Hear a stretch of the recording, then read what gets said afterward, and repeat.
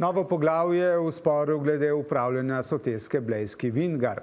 Občina Gorje je na vhodu v sotesko postavila vrata. Župan pojasnjuje, da soteske ne zapirajo, pač pa želijo jasno pokazati, da mora upravljalec prevzeti tudi odgovornost za morebitno škodo. Še ena vrata pa je postavilo tudi turistično društvo Gorje. Lara Miklavčič.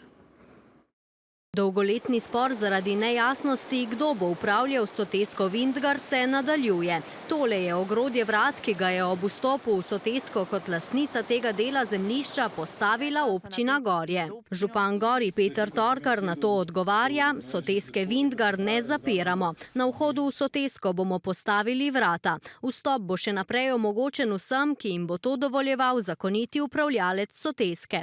Skladno s sklepom občinskega sveta pa bo moral upravljalec z občino skleniti pogodbo, s katero bo prevzel odgovornost za morebitno škodo. Spomnimo, pred 5 leti je namreč težka skala, ki se je odtrgala s stene, hudo poškodovala madžarsko turistko. Posledično pa so potekala pogajanja, kdo bo plačal odškodnino. Zato občina želi, da odgovornost tudi finančno v primeru nesreč prevzame država.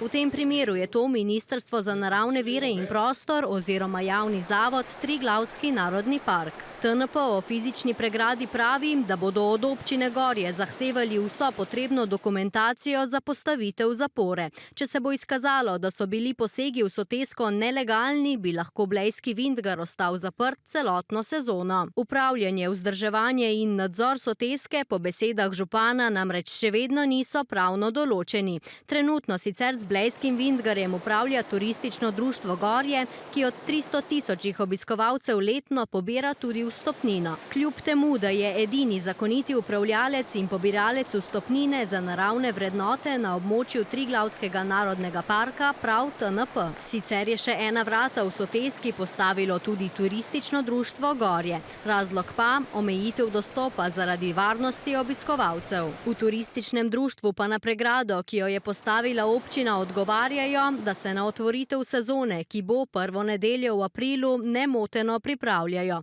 In še, da tako kot ostala Slovenija z zanimanjem spremljajo ta teater absurda. Občina bo vrata dokončno postavila v sredini marca, torej slab mesec pred začetkom sezone.